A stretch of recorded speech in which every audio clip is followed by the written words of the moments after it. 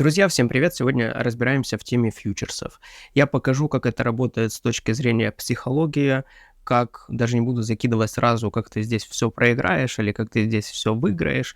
Тут ты уже сам дальше разберешься с этим всем. Я хочу показать, как это работает в закрытых каналах, как работает в целом рынок фьючерсов, плохо это или хорошо.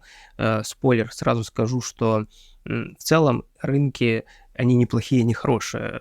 Мы можем контролировать, и мы должны как инвесторы контролировать свое поведение, и тогда будет все нормально. Но есть моменты, которые мы должны понимать, как они работают и функционируют для того, чтобы там не потерять. А если мы уже там потеряли, то в таком случае мы должны понимать, что с этим дальше делать.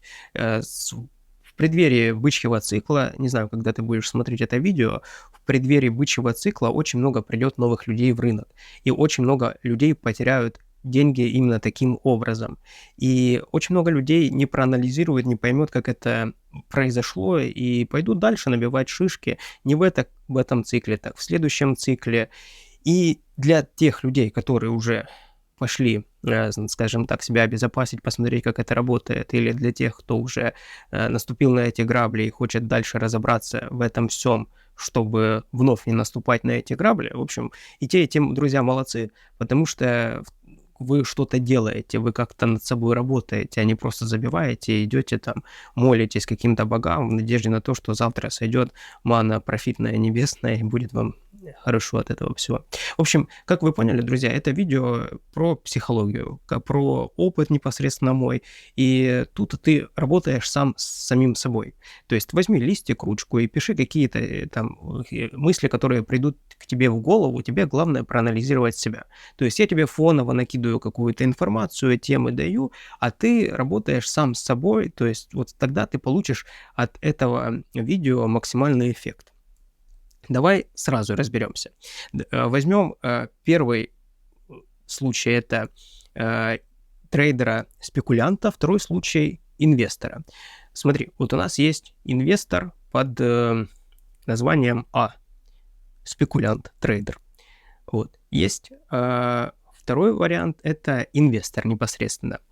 Есть у нас вот такие два варианта, и первый, как я уже сказал, он больше нацелен на спекуляции, на трейдинг, на фьючерсы. То есть он хочет заработать как можно больше в кратчайшие сроки. И второй есть, у которого время, по сути, безгранично, да? У первого есть ограничения, у него либо доступ к деньгам на короткий период, либо в целом нетерпение, желание быстро что-то поменять в своей жизни, и у него там, скажем, горизонт планирования месяц, в лучшем случае, там 2 месяца, а по факту где-то 1-2 недели, не больше, а в некоторых случаях вообще 1-2 дня. Вот. И у нас есть два варианта, да, и давай разберемся сразу, кто из них круче, вот в нашем понимании с точки зрения разумных инвестиций. Первый, тот, который вошел в позицию, скажем, по $5, не фьючерсы, а обычная инвестиция, то есть человек вошел в позицию, и у него средняя цена, единая цена, он зашел, там, ничего не усредняя, в $5.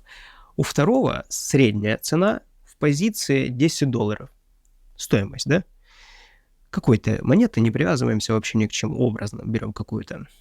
И, допустим, он эту монету набирал, или актив набирал, там, начиная там с $30, да, он брал по 30, по $20 набирал, по $10 набирал, по 5 набирал, там, даже она спускалась до $3, и в общей сложности у него средняя позиция, стоимость по $10 вышла. И у него, как я сказал, горизонт планирования, он не ограничен, то есть он заходит и ждет ровно той цены, по которой которую он ждет. То есть наша задача как инвестора — это не переиграть рынок, не переиграть конкурента, там, трейдера, спекулянта, соседа, тетю, маму или кого-нибудь еще. Наша задача как инвестора — прийти в рынок и за счет своих инвестиций, за счет заработка со своих инвестиций удовлетворить свои потребности. И вообще без разницы, у кого там как, что-то растет, падает. Тебя будут постоянно выбивать на это, конечно, всякими закидами, там, ты хомяк, еще там что-то.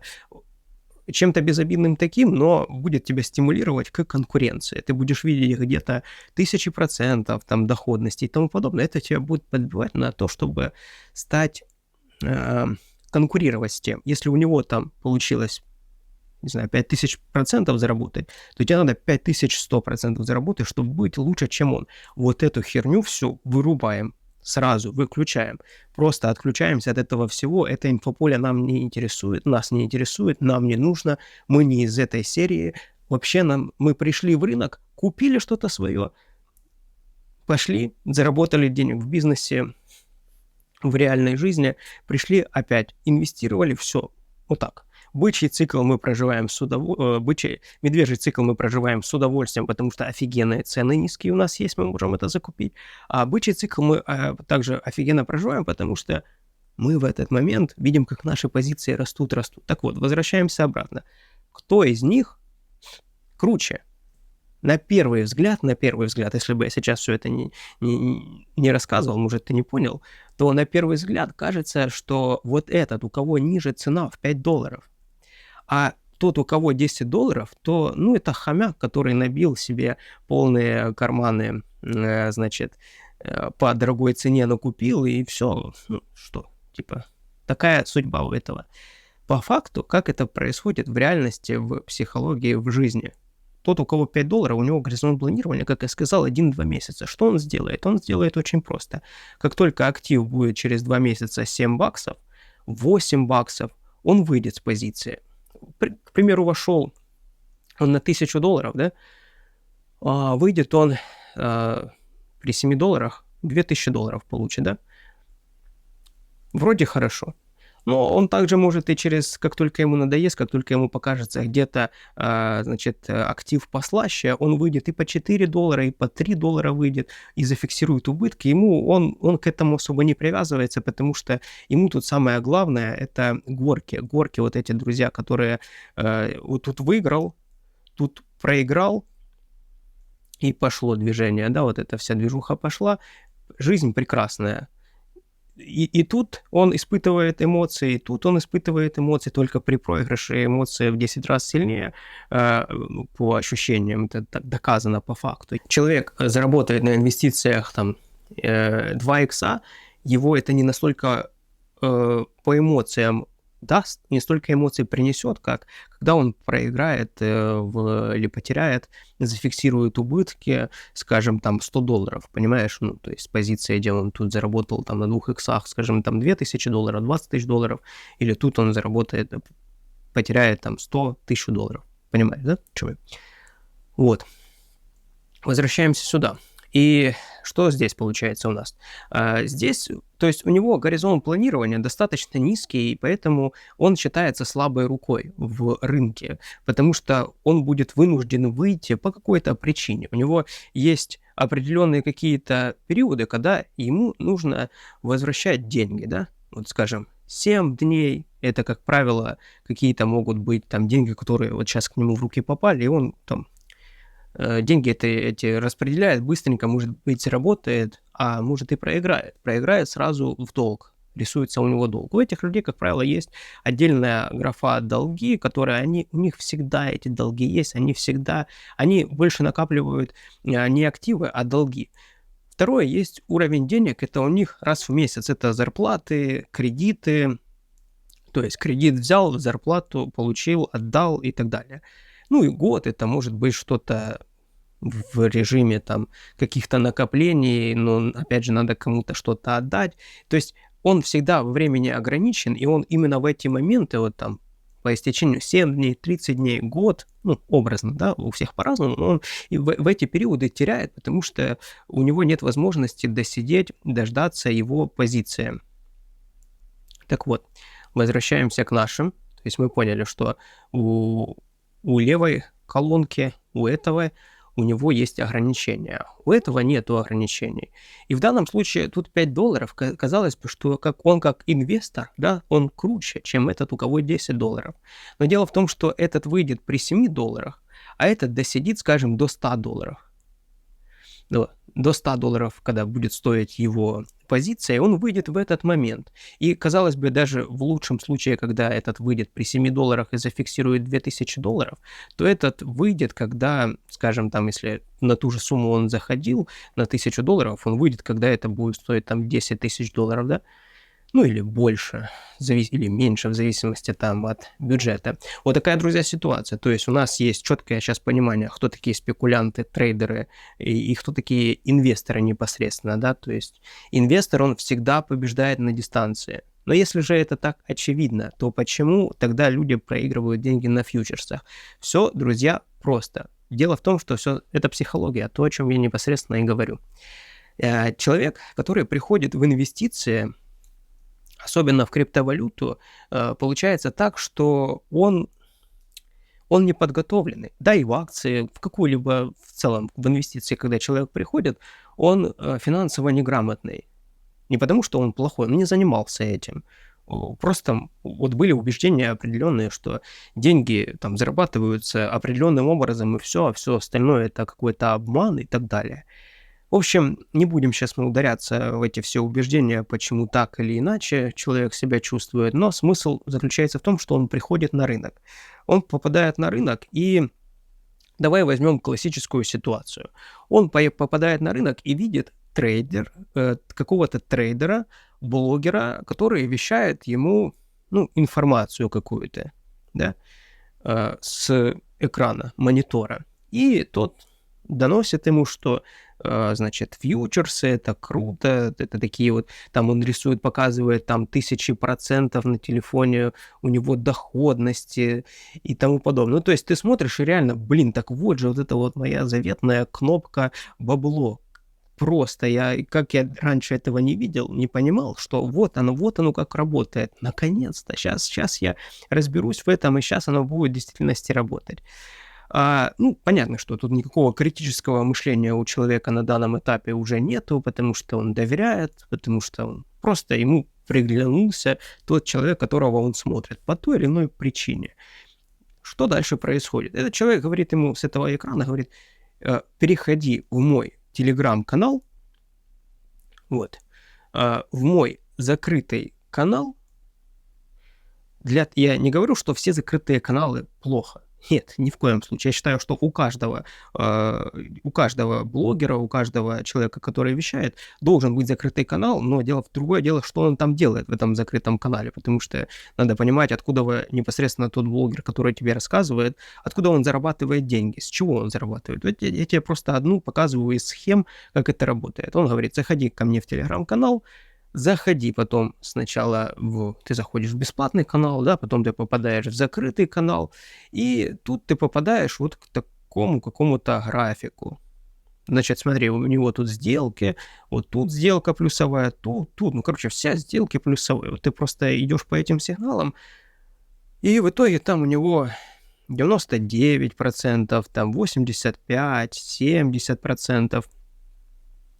Вот, 70, да, у него какие-то... Очевидно, что на дистанции ты будешь с ним зарабатывать на фьючерсах, потому что тут у него плюс, тут плюс, тут плюс. Где-то есть минус, да, бывает. Это же инвестиции. Вот, в целом все плюсовое. Вот. Кажется, что, так если это все работает, я сейчас сюда принесу свои там $1000, $10 000. Просто дай мне, просто покажи, что это все работает, я деньги найду, я там посмыкаю от родственников, там подумаю, кто мне должен, может, что продать, я сейчас быстренько найду деньги, потому что кажется, что на этом этапе достаточно просто найти деньги, потому что, кнопка бабло, она уже очевидна, она просто перед тобой, просто разберись, как ее нажать, вот как ее нажать. Давайте дальше расскажу, что непосредственно происходит в большинстве случаев дальше. У нас есть два этапа развития. Есть психология. Предположим, что даже все ок. Тебе вещают, рассказывают, все действительно так. Но есть у нас, друзья, психология, где ты просто не сталкиваясь с инвестициями, тебя вот эта наша заветная жадность, наша заветная фома, синдром упущенной возможности, оно тебя съест.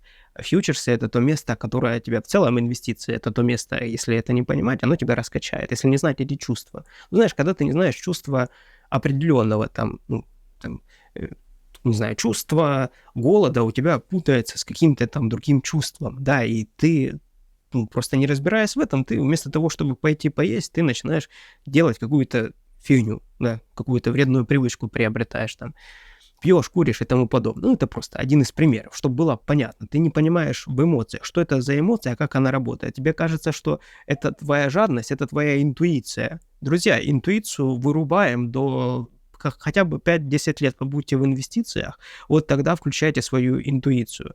Что такое интуиция для начала, да, поймем? Это как, ну вот на том, что у нас уже есть, существует в мире, это, представь, искусственный интеллект. Вот чат GPT, да, ты когда с ним переписываешься, пишешь ему что-то, ты ему пишешь, допустим, напиши мне там что-то, как, там, не знаю, профессиональный копирайтер или как, да, и совет как дизайнер или еще что-то. То есть ты его программируешь, даешь понять, кем, в роли кого ты у него спрашиваешь вопрос и какой хочешь получить ответ. Соответственно, здесь то же самое. То есть ты настраиваешь свою нейронку, свою, значит, интуицию, которая тебе в будущем будет давать какие-то решения. Но для этого необходимо много-много опыта. Год, 2, 3, 4, там, 10 этих всех. И это все циклы. Вот один цикл ты посмотришь, второй как работает, третий цикл, то есть где непосредственно вот бычка, да, а вот медвежка там, да, бычка там идет 1 год плюс-минус, а медвежка там длится 3-4 года, да, ну, в общем, вот это один цикл, потом второй цикл, третий, то есть тогда ты уже настроишь свою нейронку, и ты будешь понимать, как это все функционирует. Но на начальном этапе ты свою интуицию просто вырубай. У тебя нету интуиции еще никакой. Тебе будет казаться, что твоя жадность — это и есть интуиция, ты понимаешь? Или твое фома, то есть ты, скажем, ты увидел, что, блин, вот смотри, ты увидел терминал, да, и тебе кажется, моя интуиция подсказывает, это сейчас пойдет вверх. Или это пойдет сейчас вниз, да, все, и ты думаешь, все, ну очевидно же, вот сейчас идет рост, вот смотри, вот тут оно было падение, вот пошел рост, очевидно, сейчас будет опять падение пойдет, надо идти в шорт, надо срочно идти в шорт, потому что там головы, плечи, кошки, собаки, ну, блин, очевидно, все очевидно, я теперь понимаю, сейчас беру все свои деньги и завожу сюда, и иду, пожалуй, там с максимальным плечом, какое, 125-е, ставлю 125-е плечо, пофиг, точно будет, ты заходишь, и оно хлоп, и тебя срезает, ликвидирует, и все, и денег нет. Ты думаешь, да что не так сделал? Я же сделал все, как говорили. Все, как говорится, я сделал прям по книжке. Ну какое нахрен по книжке? Какое по книжке? Но ты себя оправдаешь. Ты вначале себя точно оправдаешь, потому что ты не можешь ошибаться, понимаешь? Вот это психология, это тоже психология, друзья. Вот, возвращаемся на наши рисунки прекрасные. Так вот, то есть ты, путая жадность, фома со своей интуицией, ты будешь точно принимать неправильные решения. А не дай бог ты примешь, как тебе покажется, правильное решение, ну, представляешь, ты очевидно, как это работает. Да, ты на $1 попробовал, сработало. На $2 попробовал, сработало. Так это ж можно $100 принести. $100 попробовал, хоп, все, ликвиднуло. Не получилось. Ну, бывает такое, да, дело. Так вот, первый мы сейчас рассмотрим вариант, это психология, а второй вариант мы рассмотрим скам, кидалово, да? И неизвестно, что тебя первое найдет. А вполне возможно и то, и другое. Ну, сейчас мы разберемся дальше. Так, вот мы идем дальше. У нас есть психология, и у нас есть скамеры. Так вот, по психологии. Предположим, тебе сказали, смотри, все будет очевидно, работай по правилам, у нас уже есть вот эта вот статистика, идем по этой статистике, и у тебя все получится. Ну, ты тоже так идешь, вот идешь там плюсанул, а тут минус. Ну, это что-то на самом деле находится посередине, я тебе хочу сказать, между психологией и скамом, когда такие ситуации тоже происходят, и они случаются. То есть, смотри, как происходит. Вот минусовые сделки есть, как бы у всех, и они об этом открыто говорят. Но они всегда говорят о том, что, подождите, Но это же инвестиция. Здесь не может быть постоянно плюсовые. Но дело в том, что на этих минусовых ты будешь всегда сливать весь свой депозит. По какой-то причине. По причине того, что здесь вы заработали совокупно, ну, там, $50 совокупно заработали, а вот на этой минусовой сделке $400 потеряли. Почему так? Ну, вот так происходит. Там окажется, что какой-то черный лебедь, да, то есть ситуация, которую ты, ну, вообще никак никто не ожидает. Никто не ожидает. Там, не знаю, какая-то монета скоманется, все. Или как война началась, или там коронавирус начался, еще что-то. Ну, в общем, никто не знает, что произойдет. И как бы ты по факту, ты, предположим, с теми же $400 пришел в рынок. Все, у тебя нету ничего. Но у того человека, который тебе сказал, как за ним следовать, у него есть отмазка. Но я же не знал, что это будет происходить. Окей, он не знал, но по факту ты останешься без ничего, да? У него, то есть, в этом случае люди себя страхуют теми же 99% прибыльные, но 1%, но бывают эти случаи. Какая нам разница? Вот предположим, что мы клиенты там определенных каких-то закрытых каналов, какая нам нахрен разница, да? Что там у вас минусы и плюсы, нам надо зарабатывать деньги, да? Ну, как потребитель, я иду за хлебом, я хочу хлеб купить. Вот так же мышление у обычного человека, который приходит в рынок. Ну вот, такие ситуации, это обычная ситуация, обыденная ситуация. Ну вот психология. Предположим, что тебе дали план действий, ему следовать. Но ты получаешь... Тебе сказали, войди там на 10%, скажем, от своего капитала. То есть 50% инвестируй в спот, там, в спотовую торговлю. То есть, ну, просто набери портфель, там, биткоин, купи эфир, еще, может, что-нибудь. А там 20% еще куда-то, 20% еще куда-то, там направление в криптовалюте, а 10% всегда это какая-то меньшая цифра, самая маленькая, для того, чтобы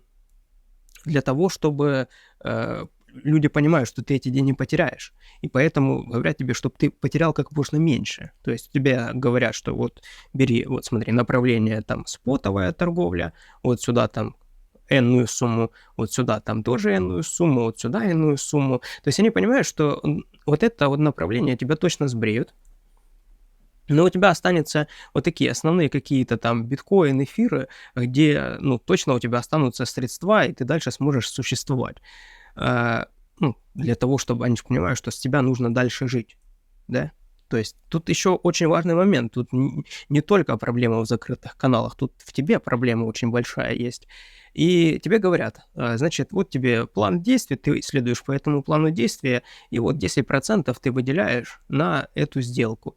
10%, ну реально, давай так, вот в твоем случае, ну, даже не в твоем случае, а в целом, вот у обычного человека 10%, ну, в лучшем случае, возьмем, что у большинства реального места активов долги, и в лучшем случае у него будет $1000. Ну, это прям, это много, прям $1000.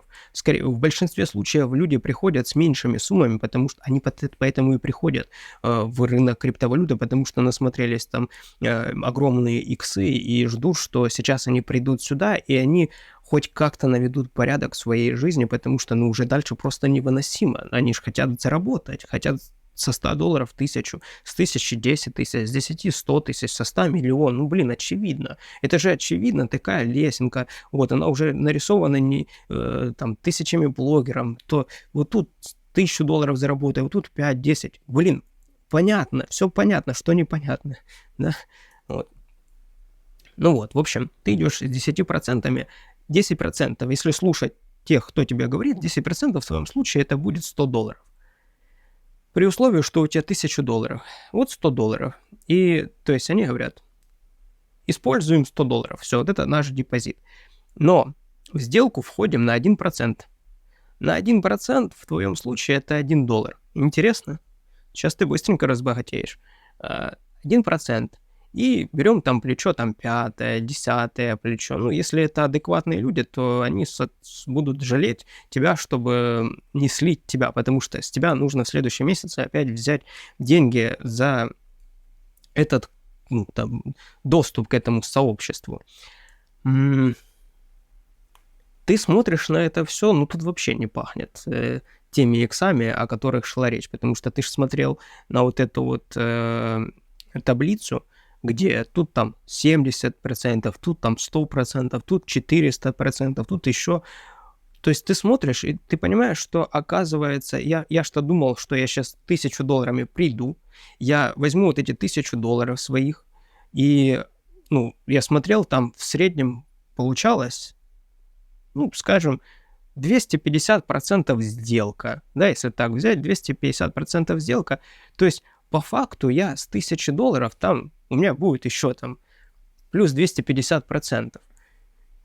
Ну, блин, так я ж так в ней работать не надо будет и так далее.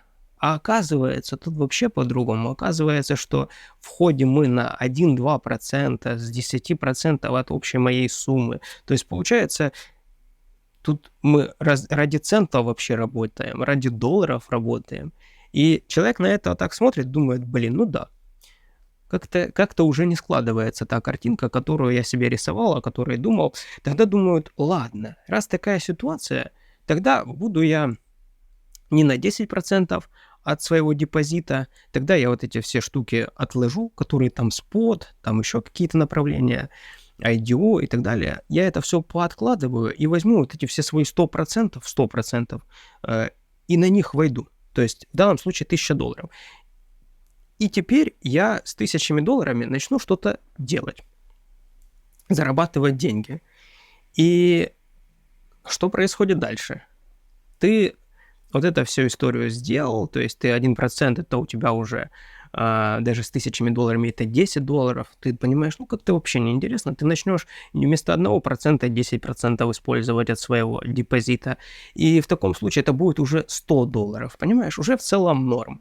А в основном в телеграм-каналах делается как? Берется там 10-15 сделок. Ну, то есть там нужно количество, которое на количестве сделок они сделают на какой-то из этой сделки, они сделают какое-то большое количество процентов для статистики, она пойдет.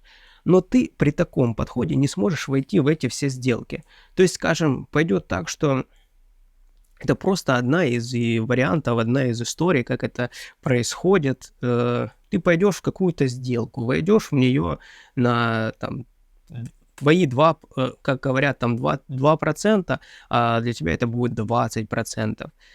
Ну, войдешь ты в 5 сделок, а оказывается, нужно, там еще отдают сделки, вот уже тебе совокупно получилось, что вошли все в 10 сделок, а ты только смог войти в 5 сделок. А какую-то сделку, она начинает подходить к позиции ликвидации, и чтобы ликвидации не было, необходимо докинуть маржи, то есть увеличить свою позицию, то есть вместо 20% от своего депозита туда нужно еще 10 докинуть или 20% докинуть. И в таком случае ты попадаешь в ситуацию, когда тебя сбривает. На какой-то сделке тебя сбривает.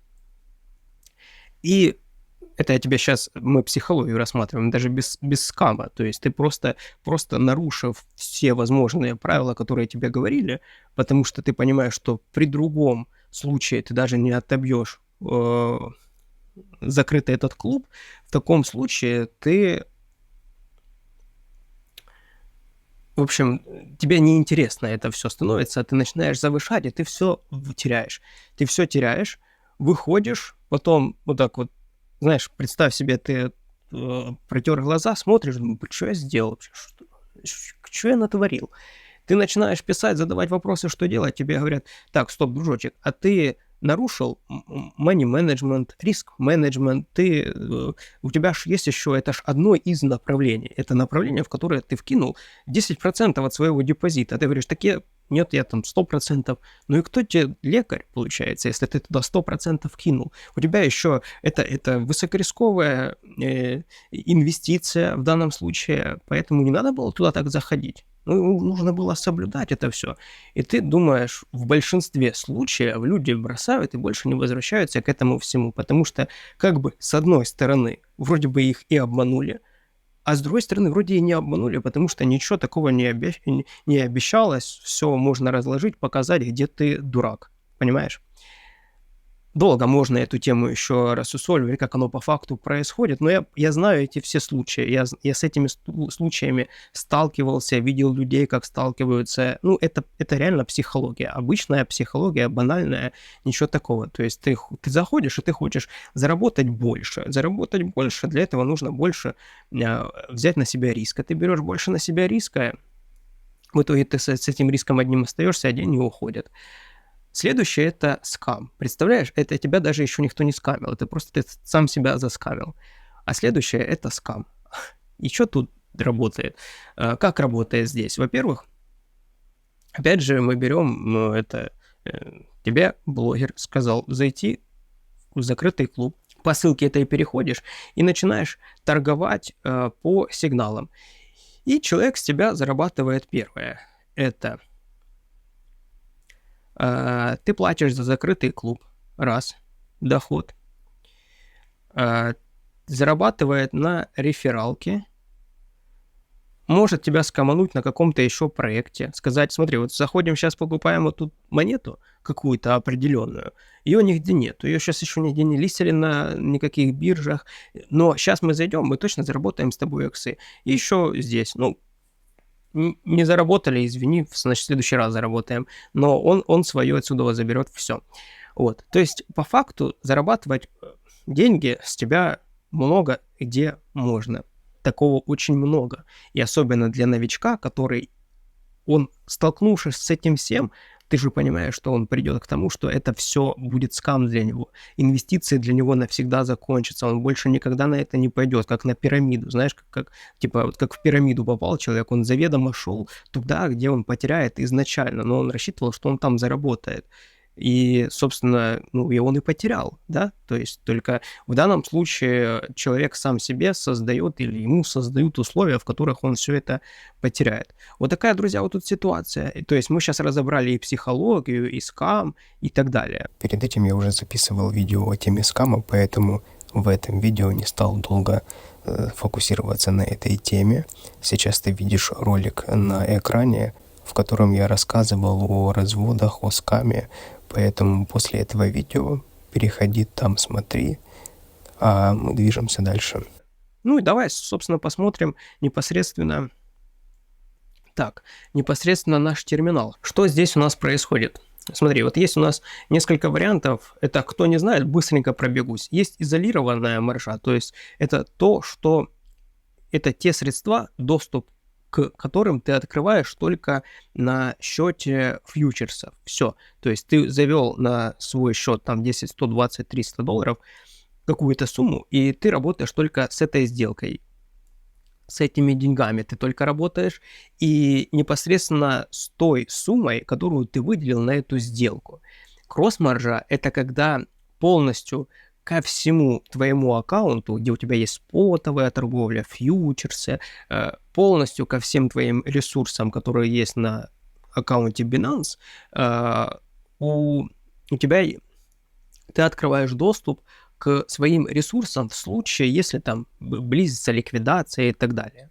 Вот. Собственно, вот здесь у нас плечи мы выбираем. Это, опять же, зависит все от конкретной монеты. У биткоина есть аж 125-е там плечо и сумасшествие вообще. То есть ты, по сути, со 125-м плечом буквально несколько секунд побудешь в позиции, и, скорее всего, тебя ликвидирует. Где больше всего люди теряют деньги? Непосредственно на этих плечах. То есть, что означает зайти там в 10-е плечо? Это означает, ну давайте сейчас я покажу прям наглядно, как это работает. Так, у нас...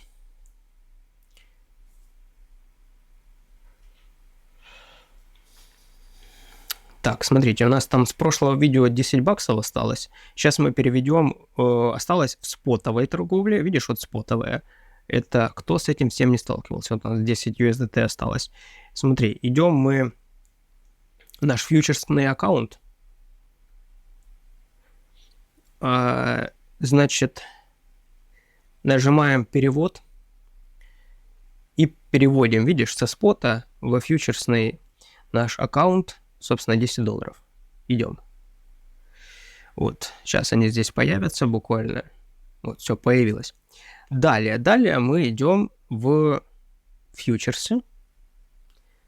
И здесь, ну вот можно биткоин, тут можно любую выбрать монету, но в данном случае по биткоину мы посмотрим. Смотри, у нас есть, можем выбрать изолированную маржу, значит доступ будет только к тем деньгам, которые мы сейчас укажем. Вот смотри, у нас есть 10 баксов, и, допустим, мы берем, если 125-е плечо, вообще 100, максимум берем. Смотри, что будет, если мы все деньги 10 баксов, если мы максимально сюда войдем в сделку на эти $10, то при такой марже это будет равносильно, что мы в $1295. То есть, ты понимаешь, $1295, как будто бы мы входим. То есть ты понимаешь, что происходит? Человек, который заходит с маленькими бюджетами, он думает, так у меня сейчас есть возможность для того, чтобы быстренько заработать себе деньги. И тут все так красиво. Ты смотришь, и просто, ну, вот тут заработок, тут вот, и как я уже говорил, да, вот тут падение. Тут же очевидно, сейчас будет точно так же, потому что там головы, плечи эти все, там животные, собаки, кошки и так далее. В общем, ты уже, если немножко порылся в этой тематике, ты уже начинаешь понимать, видеть какие-то фигуры и тому подобное. И собственно, я, честно, даже не хочу на это тратить свои деньги, даже цента не хочу на это тратить, чтобы продемонстрировать это, потому что я понимаю, что это все тема, ну, реально не про долгосрочные заработки, а все остальное меня просто не интересует. Так вот, если я сейчас нажму код «Купить лонг» или «Продать шорт», я пробуду в позиции, ну, буквально, не знаю, там, считанные секунды, меня ликвидируют очень быстро. Потому что, ну, к примеру, вот представим, что мы сейчас берем лонг, это значит, что мы на рост ставим. И вот видишь, если сейчас оно пойдет ниже, там, начнет краснеть, если пойдет вниз, то непосредственно мы все и потеряем. Либо наоборот, продать там шорт, да, шорт это означает, что мы ставим на падение, то есть если будет падать, мы будем зарабатывать. Но вот такая вот, друзья, тут ситуация, то есть ничего мудреного, в целом разобраться, как потерять деньги, тут очень легко и просто. Давай так, для справедливости, зарабатывают ли здесь деньги люди? Конечно, зарабатывают.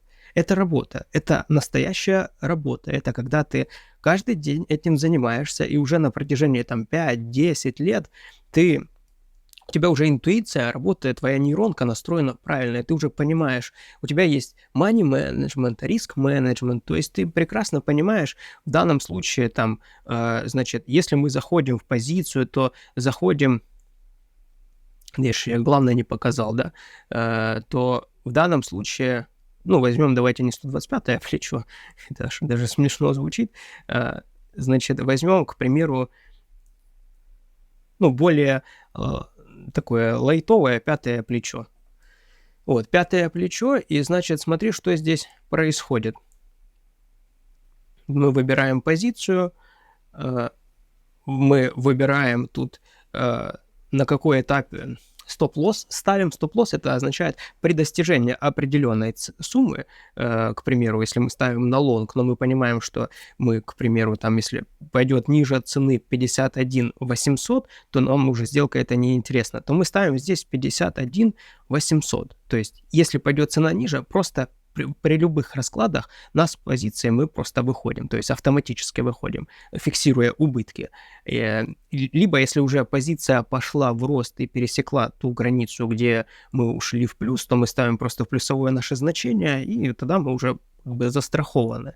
Вот. Ну и take профиты мы тут выставляем непосредственно там мы 25%, скажем, забираем при достижении 52 000 $, да, 52 500, там еще 25%, ну, там в 4 там, этапа, либо в 3 этапа, таким образом мы выставляем.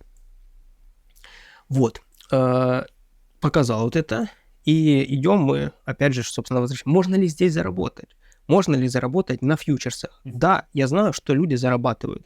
Я знаю, что на дистанции люди зарабатывают даже и на фьючерсах. Но я в то же время знаю, что больше денег зарабатывают люди на продаже сигналов на этих же фьючерсах. Ну, и даже знаю истории, когда люди, те, которые дают сигналы, они не ставят сами. То есть они в это все не играются, они чисто зарабатывают на выдачи сигналов этих всех на привлечение слива аудитории себе в телеграм-канал и там продажи вот этих своих курсов.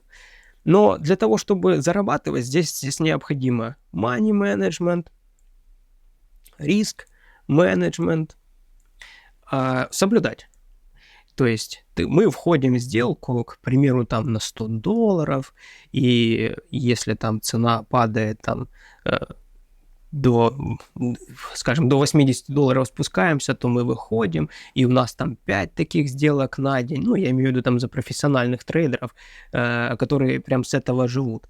Но, друзья, на дистанции они все равно проигрывают, все равно они выбиваются с этого коридора и уходят вниз. То есть он может на дистанции там 3 года показывать результаты. Я даже не представляю, что он должен делать для того, чтобы... Но он показывает там плюсовые результаты, показывает больше доходность, чем что-либо, и все равно в какой-то момент на каком-то, значит, черном лебеде, на какой-то супер новости, негативной или позитивной, в зависимости от того, в какой он позиции был, в шорте, либо в лонге, он все эти средства теряет.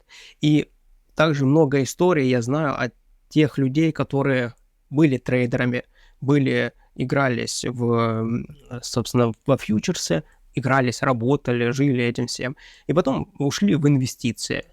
Вот, понимаешь?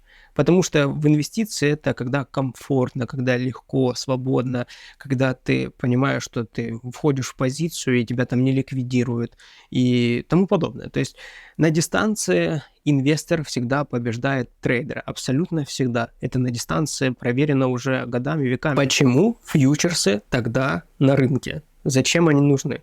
Правильно, мы разобрались для того, чтобы на них зарабатывать. Если кто-то зарабатывает, значит кто-то теряет. Если зарабатывает меньшинство, значит большинство теряет. Но это же зачем тогда это все нужно? И если это очевидно, ну неужели такие люди глупые? Люди не глупые, люди на эмоциях, как я уже сказал, и это самое главное здесь психология, что эмоции, они побеждают. Если ты не знаешь своих эмоций, если ты не умеешь ими управлять, а инвестиция – это то место, где ты обязан, ну иначе ты просто не выживешь на этом рынке, научиться работать со своими эмоциями. У тебя должны быть долгосрочные цели, ты должен понимать, к чему ты идешь. У тебя должно быть там фондовый рынок, криптовалюта, недвижимость, земля, золото, кэш, бизнес. Ну, бизнес это прям основное, бизнес это основное или заработок, откуда вот ты непосредственно выкармливаешь все свои вот эти вот направления. И потеряв или когда в просадку уходит какой-то из один активов, то какой-то из других активов будет расти вверх. Потому что деньги, они здесь, нет такого, что они сгорают в каком-то из направлений. Они перетекают из одного в другой. То есть, если они тут перетекают, скажем, с фондового рынка в там, недвижимость, допустим, скажем, то тут идет рост вместо падения и тому подобное. Вот это такие очевидные вещи, но, тем не менее, я вынужден об этом говорить, потому что даже знающий человек, это все, он на дистанции, просто у него как бы шоры падают или он зашоривается и начинает видеть только лишь там фьючерсы. Окей, дальше идем. Собственно, зачем тогда даже хорошим людям, которые заинтересованы в том, чтобы их аудитория зарабатывала, фьючерсы? Друзья, я опять же, видел это и знаю конкретно и неоднократно видел, когда человек, который идет в инвестиции, в обучение инвестиции, он просто сталкивается с тем, что если он говорить будет все как нужно, как правильно, и он не будет добавлять спекуляции в свое сообщество, то сообществу будет неинтересно. Понимаешь? И ты стоишь перед выбором постоянно. Ты стоишь перед выбором, что допустим, все есть, там спотовая торговля, там новости какие-то, человек рассказывает свое мнение по рынку, значит, схемы, да, направления, философия, и, ну, просто в сообщество нужно на чем-то склеивать, понимаешь? И одним из таких столпов в этом всем являются спекуляции и трейдинг. Это точно, без этого никак. И просто люди, я видел, стояли перед выбором, потом они понимали, что если они не будут идти в спекуляции, то у них не получится собрать аудиторию. Ну и если это адекватные, нормальные люди, то они в таком случае обучают свою аудиторию, обучают, что такое, ну, вот как я вам рассказал только что, да, по фьючерсы рассказываю по пунктам, как это по факту происходит и где ты теряешь. Я считаю, что вообще по факту человека-новичка во фьючерсы не следует пускать, ну, в ближайший год хотя бы. Когда в идеале, конечно, если повезет, но это нереально, конечно, чтобы, ну, скажем, там цикл он пробыл в рынке, и когда он увидел и вот эти вот сумасшедшие падения, вот это пробивание дна, казалось бы, уже до дна дошли, опять дно и тому подобное, а потом сумасшедший рост этого всего. И когда он это все, вот эту всю картину просмотрит, когда он это все увидит, и когда он поймет, что на дистанции, если взять, то он в инвестициях заработает, а на фьючерсах он будет где-то зарабатывать, но по факту он все спустит, потому что по какой-то причине, казалось бы, все сейчас должно расти, а потом что-то, коронавирус какой-то начался, вышла локальная какая-то просто обычная новость, которая задампила рынок, и все, потерялось все. Вот. То эти люди, которые заинтересованы в долгосрочной работе, они обучают свою аудиторию для того, чтобы с этим можно было дальше работать. Когда человек понимает, что такое спекуляция, и на спекуляцию он готов выделять определенную сумму и быть в этом всем, то, собственно, да, пожалуйста, окей, пусть это будет. Но важно, чтобы каждый инфлюенсер доносил это своей аудитории. Ну, окей, давай так, разберемся, какие плюсы и минусы есть у фьючерсов. Давай по плюсам пройдемся. Ты получаешь опыт, точно. Это опыт такой, который можешь получить только во фьючерсах, да, когда ты теряешь, когда ты кажется, что вроде бы очевидно будет рост, и ты с этого заработаешь, а оказывается нет. И тут ты понимаешь, что если хватит мозгов, то ты поймешь очень важное правило, что ты не управляешь рынком. Рынок живет своей жизнью. Он никак не, ты никак не влияешь своим желанием, ты хочешь или не хочешь, ты там потерял много до этого или мало, это вообще не важно. То есть рынок это, как я уже говорил, представь себе, что если ты относишься к рынку так, что ты от него чего-то ждешь, требуешь, то ты в рабстве у рынка в таком случае. Но если ты знаешь четко, что тебе нужно, ты знаешь определенные активы, которые тебя интересуют, ты знаешь определенные цены, по которым тебе интересно туда заходить. Ты заходишь на дистанции там в какое-то там 5 лет, там каждый месяц по определенной сумме, по которой ты можешь зайти, то в таком случае рынок у тебя в рабстве, то есть рынок прислуживает к тебе. И прислуживает, то есть он тебе не бегает, да, как сумасшедший, говорит: о, посмотри, цена выросла, заходи, тут там надо покупать. Или наоборот, там все, рынок падает, минусит, продавай, срочно продавай. Тебя вообще это не колышет. Ты определяешь либо дни, либо сумму, либо стоимость, по которой ты заходишь, и ты спокойно набираешь себе позицию на дистанцию и проносишь ее. Но ты не ведешься на вот эти, там, типа, когда все растет, возникает желание купить. Так психология работает. Когда все падает, хочется все продать, потому что ты не хочешь терять ничего. И так работает это все. Кажется, знаешь, на начале входишь и думаешь: блин, ну как тут все понятно и все очевидно. Очевидно же, когда дорого, продавай, да? Продавай. Когда дешево, покупай. Ай, да, это очевидно, друзья. Но на самом деле происходит в точности да наоборот. Когда дорого, все покупают. Когда дешево, все продают. Поэтому, друзья, у нас и циклы. Поэтому у нас есть пики, да, это вот пик медвежьего рынка. Поэтому у нас есть падение. То есть вот тут закупились основная масса тут закупилась дорого, потому что им принесли отсюда снизу, донесли вот эти вот цены, по которым они купили, токены, монеты, активы, продали здесь. И потом ждем, пока вот эти, кто закупили, продадут где-то на медвежьем цикле. Мы у них купим и пойдем обратно куда-нибудь в рост. И они увидят снова этот рост, и потом на этом росте купят у нас. И мы опять пойдем сюда. Вот так. Вот такая, друзья, ситуация. И получается, что... Давай так, плюсы и минусы, да? По плюсам ты точно получишь опыт. По минусам ты потеряешь деньги.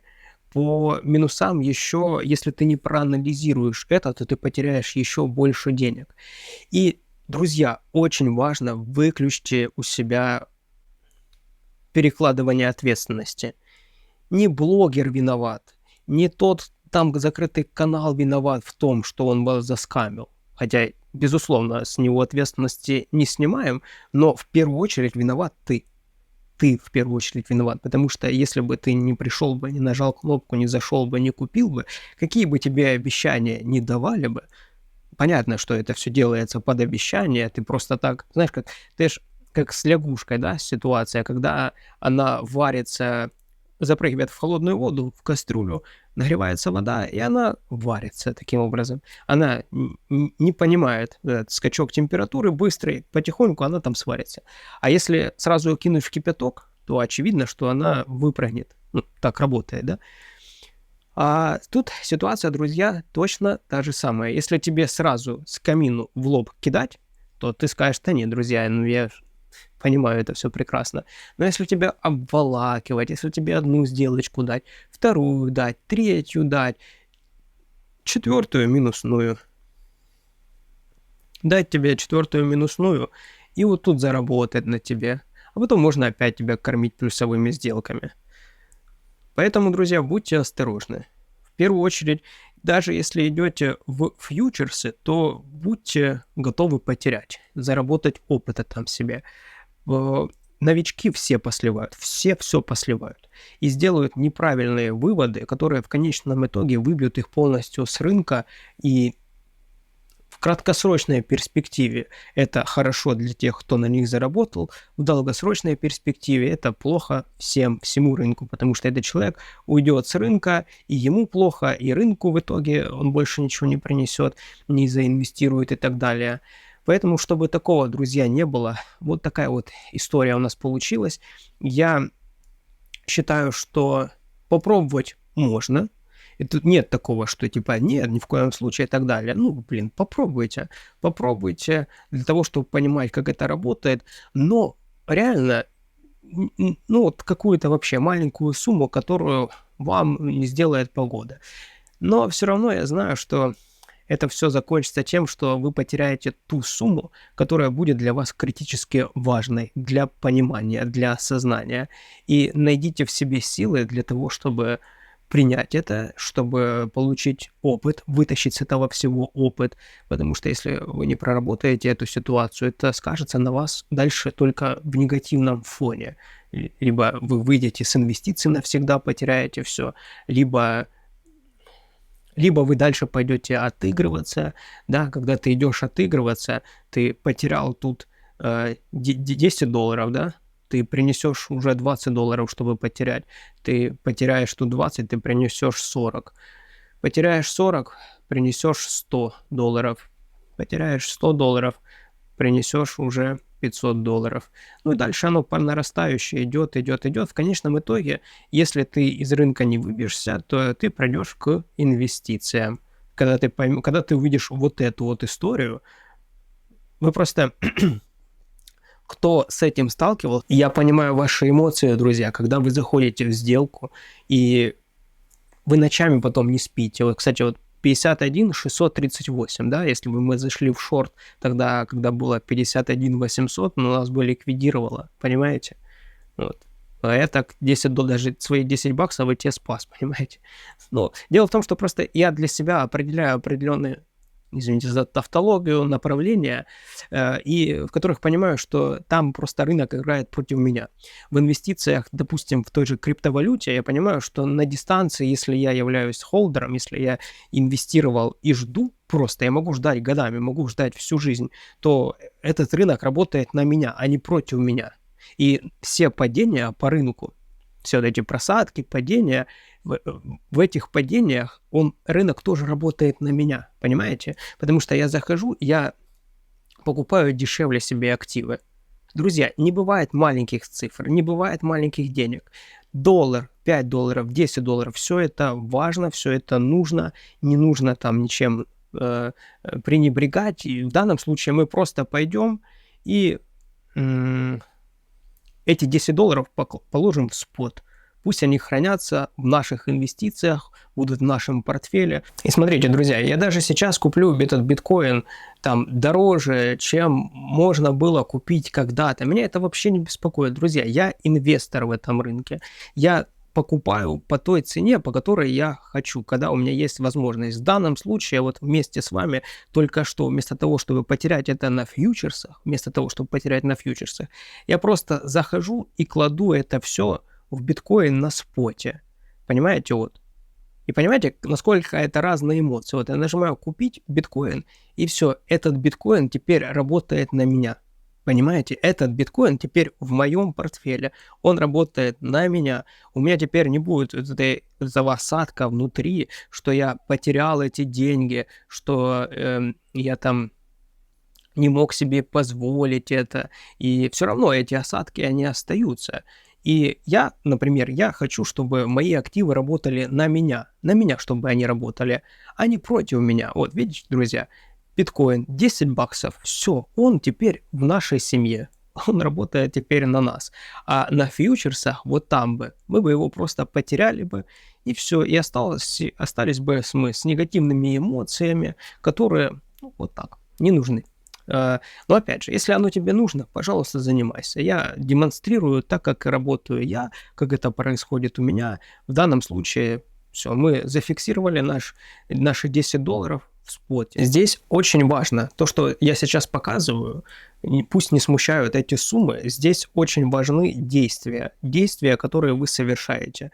В данном случае вы направили вашу позицию работать на вас, а не против вас. И вот это вот очень важно, если ты хочешь стать богатым, то накапливай. Накапливай, друзья, это означает, что вот, ты принес доллар, потом еще доллар, потом еще доллар, потом еще доллар, и так далее, пошел, пришел там к 100 долларам, к 1000 долларам, к 10 тысячам долларов. И ты их накапливаешь. Твоя главная задача как инвестора – это не потерять эти средства. Найдешь возможности, как их не терять. Да, просто ты 100 долларов, если ты положишь себе на стол, то они будут каждый год падать в ценности. То есть инфляция будет их съедать. Если ты найдешь, допустим, положишь их в казначейские облигации Америки, в дефляционные, то они будут защищены от инфляции в таком случае, и ты уже начнешь, у тебя деньги будут в ценности, не будут падать. В данном случае найдешь себе вариант, как их не терять, и у тебя откроется возможность, как их зарабатывать. И так у тебя будет уже 100 долларов, да? А когда ты ищешь вот эти вот легкие возможности, легкие способы заработать деньги, то ты обязательно найдешь слив полностью этих всех средств. И знаешь, что самое в этом всем обидное, что в этом всем самое печальное, на что ты можешь в реальности не обращать свое внимание, это то, что ты перестанешь доверять себе, ты перестанешь доверять своим действиям, ты будешь думать, что ты сейчас какая-то сумма к тебе придет, ты это все потеряешь. В общем, друзья, чтобы разбогатеть, схема накопления работает. Чтобы стать банкротом, чтобы потерять все свои бюджеты, схема, когда ты играешься по фьючерсы и так далее, она тоже работает, тоже приносит результаты. Просто нужны ли тебе эти результаты? И важно, опять же, если ты в ситуации, когда ты уже с этим столкнулся, то проанализируй это все. Это видео я специально для этого записываю. Если ты с этим не сталкиваешься, то оно, может, тебе и не нужно. Потому что, знаешь, как это требует очень много усилий, внимания, времени, даже терять деньги. Даже терять деньги, тем более терять деньги, это все равно ты тратишь свои силы, тратишь свои энергии. Если ты живешь в режиме, когда у тебя есть источник дохода, и ты этот источник дохода там распределяешь сюда, распределил сюда, там в крипту, в фондовый рынок и так далее. Это ты наш человек, подписывайся на мой канал. Собственно, вот этим занимаюсь я. Это по возможности, когда у меня есть время, я это транслирую, прихожу, рассказываю сюда. Желание быстро заработать деньги – это то, что тебе приводит к тому, что ты теряешь все эти деньги. Найди в себе силы пересмотреть свой подход, если у тебя подход такой именно для быстрого заработка. Ты пойми, что если ты не пересмотришь, то тебя рынок выбьет, и это без сомнения. Потому что на этом рынке большинство – это те люди, которые приходят за легкими, быстрыми деньгами. Как я уже в одном из видео говорил, человек зарабатывает тяжело деньги, тяжело там выбирает какую-то, купить там стиральную машину, ту или иную, смотрит характеристики. В общем, очень скрупулезно подходит к тому, чтобы что-то приобрести. А в инвестиции приходит, так, куда, сюда, на, потратил, туда, сюда, потратил. И потом, такой смотрит, думает, блин, все слил. Как так? Все посливал, как так получилось, как так произошло. И это нормально. В целом это нормально, это нормальный путь. Так, как ты по-другому научишься, что работает, а что не работает? По книжкам, да, но все равно тебе нужно будет фиксануть свой опыт. И это я говорю к тем людям, которые уже столкнулись, обожглись на этом всем. В общем, друзья, это нормально. Это нормально, это рынок, и просто сделать надо выводы. Если понимаешь, что на дистанции это тебе не дает ничего позитивного, вообще не дает ничего хорошего, то оно не нужно тебе. Все, выйди из этого и забудь об этом навсегда. Просто наслаждайся тем, вот как я вот показал тебе пример. Да, вот мы могли только что с тобой 10 баксов эти просто потерять на фьючерсах. А мы взяли их и положили в спот. Все, они у нас в портфеле. Эти деньги теперь работают на нас. Вот так, $10. Казалось бы, $10, а завтра еще будет там 10, а потом 100, а потом 200, и потом так далее. Люди недооценивают маленькие цифры, потому что думают, что да, что там $10. А по факту из-за этих $10 люди не приходят никогда в инвестиции, потому что они думают, ну, у меня там есть всего лишь $10, и что я буду с этой десяткой там делать? Вот будет $100, вот будет $1000. Ну вот и представь себе ситуацию, да, вот есть несколько вариантов, есть человек с $10, есть человек там со $100, есть, значит, там 1000, есть 10 тысяч и есть 100 тысяч, ну и так далее, да. В общем, ну, собственно, бери теперь и смотри, кто из них потеряет сколько денег, чтобы получить достаточно опыта. Потому что для тот, кто пришел с $10, ему может достаточно быть этой $10 для того, чтобы понять, что там определенные вещи не работают, или $100, да. А для кого-то $100 тысяч придет, и ему будет эмоционально понятно по эмоциям только тогда, когда он сольет этот бюджет, этот для себя, этот сольет. И не факт, что они поостанавливаются. Как правило, я заметил, что где-то надо там 2-3 слива таких серьезных для того, чтобы он тебя и не убил, и в то же время у тебя хватило сил. Ну, после этого логично, человек либо понимает что-то, либо не понимает, и тогда он просто все сливает, и все, просто превращается в такого, знаешь, лудомана, игромана, то есть человека, который пришел играть. Он тогда казино для него это все становится. И если человек отдает себе отчет, что это норм для него, тогда нормально, безусловно. Вот. Почему нет? Пусть играет. Какая разница, он играет в казино или здесь? Ну, конечно, в казино очевидно, что это казино, а здесь он просто сделал с этого казино. Но также можно и молотком убить себя вместо того, чтобы дом построить, согласись. Абсолютно точно. Вот, поэтому, друзья, легкие деньги, они несут только горе, проблемы, во всем это так.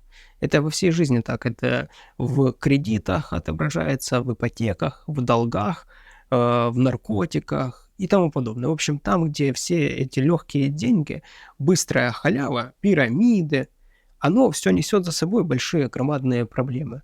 Это такая дверь для проблем, да, вот ты хочешь проблемы, вот там написано на этой двери легкие деньги, вот открывай эту дверь и, собственно, впускай в свою жизнь ровно столько, сколько ты сможешь выдержать. Друзья, мы инвесторы, мы люди, которые накапливаем свои активы. Формула богатства 21 века звучит так, как у меня написано на баннере на YouTube-канале.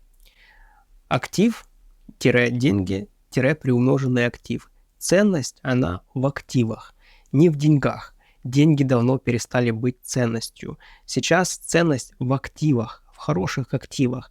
Накапливайте, друзья, активы.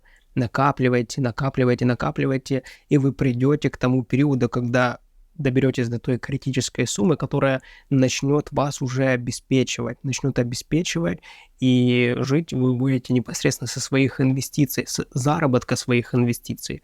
Повторяю, мы, как инвесторы, наша задача не конкурировать с другими. Да, наша задача за счет заработка со своих инвестиций удовлетворять свои потребности. Вот это вот самое главное, самое важное, и вот, собственно, для чего мы приходим.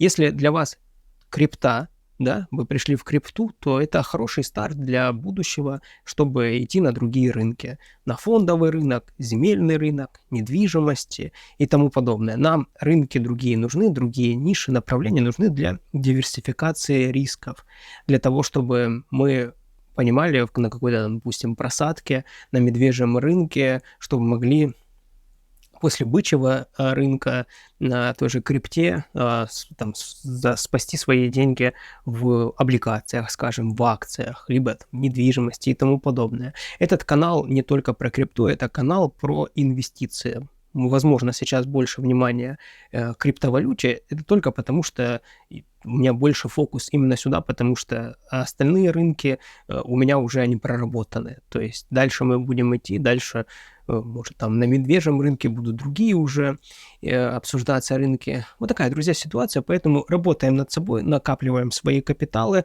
направляем работать на нас, а не против нас, выбираем правильные инструменты. Ну, достаточно на сегодня. До связи.